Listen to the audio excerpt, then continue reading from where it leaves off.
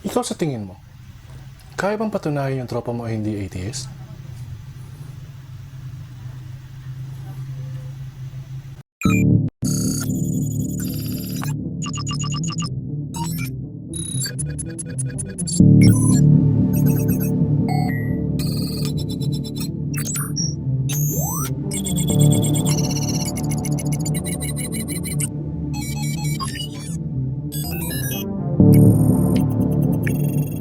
Sige nga, kung hindi ako talagang tunay na atheist, patunayan mo talaga na hindi ako atheist.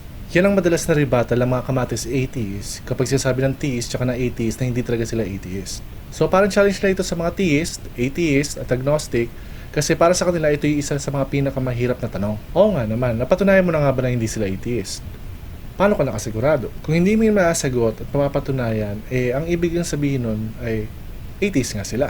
So basically, mataas ang confidence ng mga KaMAtis atheists sa mga claim nila dahil we can't prove them wrong.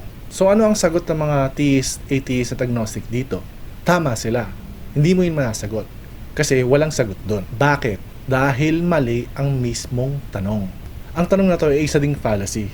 At ang tawag ito ay shifting the burden of proof. Yan ang pag-uusapan natin ngayon, burden of proof. So ano ba ang burden of proof? Ang burden of proof ay isang obligasyon para patunayan ang isang claim. Now, kapag may nagkiklaim na totoo ang isang bagay, may dalawang klase ng tao ang involved. Si claim maker, yung gumagawa ng claim, at si skeptic, yung nagdududa sa claim. So between claim maker and skeptic, kayo na ba dapat ang burden of proof? Kay claim maker. Dahil sa kanya nag-start yung case at siya ang gumawa ng claim, hindi si skeptic. For example, nag-claim ako na bumubunga ng KaMAtis ang puno ng ATIS. And then halimbawa ikaw si skeptic, tapos ayaw mong maniwala. Nasabihin ko naman na prove me wrong. Patunayan mo na walang KaMAtis na bumubunga sa puno ng ATIS. Hindi pwede yon. Dahil ako yung nag-present ng claim, dapat ako rin mag-present ng evidence, hindi si skeptic. Ganon din pagdating sa atheism. Obligasyon ni KaMAtis atheist na magbigay ng evidence dahil siya ang nag-claim. Nasa kanila ang burden of proof. Wala kay atheist or agnostic. Now, ito yung problema. Bakit madalas sinasabi ni KaMAtis atheist na patunayan mo nga na hindi ako atheist? Kasi merong mali sa tanong. Pinapalabas ni KaMAtis atheist na nagkiklaim si atheist na hindi siya atheist. This is a common misconception. Hindi ito totoo. Ang posisyon nila ay hindi sila naniniwala na atheist yung KaMAtis atheist dahil kulang yung binibigay ni KaMAtis atheist na ebidensya sa mga claim nila. Kaya bumabalik sila sa default position which is the non-position or non-belief. Magkaiba yun sa naniniwala akong hindi ka atheist. Kasi doon sa statement ay na sure ka na hindi sila talaga atheist. At mahirap patunayan sa totoong buhay. Dahil para ma-demonstrate mo na atheist sila, kailangan mo imbestigahan at puntahan lahat ng lugar na pinuntahan nila at sa lahat ng oras. Which is, bukod sa stalking, imposible rin ito dahil may sarili ka rin buhay. Dahil hindi pa nga natin nagagawa sa mga best friends nating theist, atheist, at sasabihin mo na kagad na hindi sila atheist. So kung ikaw ay isang theist, atheist, at agnostic, hindi logical lang sabihin na hindi sila atheist dahil claim na ito. This is the same case sa mga taong may delusion, may species dysphoria, schizophrenia. Hindi mo pwede sabihin na hindi talaga sila gano'n kasi hindi mo pa naman naiimbestigahan. Dahil sabi nga ni Yanni Boy, lahat ng nararanasan nila, nararamdaman nila, naririnig nila, lahat yon sila lang ang nakakaalam at hindi nila kayang patunayan at ipakita na totoo yung mga naranasan nila.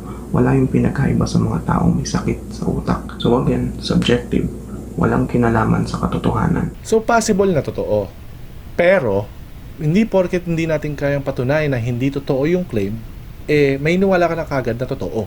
So nag-stay siya as posible, pero hanggang dun lang muna yon. Ang pinaka-logical na position talaga dito, posibleng atheist sila, pero dahil wala pang sapat na ebidensya, hindi muna dapat paniwalaan. So balik tayo sa tanong natin kanina. Kaya bang patunayan na ang KaMAtis atheist ay atheist? At ang sagot dito sa tanong na to ay hindi. Dahil we cannot prove the absence or the non-existence of something. At minsan, mali yung pagkakaintindi ng mga theist, atheist, at agnostic sa stand ng mga KaMAtis atheist. Ang stand ng KaMAtis atheism is the combination of neutral position, negative position at the same time at the same sense. Not an assertion that morality, logic, numbers, abstract entities, history don't exist. But those are contradictory, incoherent, illogical, kaya nire-reject natin yun. Tandaan natin, ang rejection is different than assertion. Ang prove me wrong argument naman ay isang fallacy, shifting the burden of proof. Pinapasa ni claim maker yung obligasyon niya when in fact, Si claimmaker dapat na mag-present at mag-demonstrate ng proof niya, hindi si skeptic. Dahil most claim ng mga KaMAtis atheists hindi na may meet o hindi na fulfill yung burden of proof. Then hindi naniniwala yung mga theists, atheists at sa mga claims nila. So bakit natin kailangan ng burden of proof? Dahil napakadaming pwedeng i-claim. Pwede tayo mag-claim na honest tayo, rational tayo, logical tayo, si Batman tayo, si Superman, lahat na ng superheroes. Pwede natin i-claim na kaya tayo gumagawa ng videos is para i-educate yung mga tao. Pero totoo nun, interesado lang tayo sa pera na makukuha natin sa YouTube. Kaya yung mga comments na mahirap sagutin, pinifilter o dinidelete natin yon. Tulad dito. So ginagamit natin yung burden of proof para hindi tayo magsayang na maraming oras at effort sa mga claim na wala namang kabuluhan o walang kwenta. So again, kay claimmaker ang burden of proof, hindi kay skeptic. At pagdating sa existence ng mga KaMAtis atheists, hindi natin obligasyon na maniwala kung wala namang sapat na ebidensya. Sabi nga ni Christopher Hitchens, what can be asserted without evidence can be dismissed without evidence. So yun nga pala guys, if you like the video, please like and subscribe. There's more to come. We are going to hunt all the KaMAtis atheists in the Philippines, especially those who have bad arguments.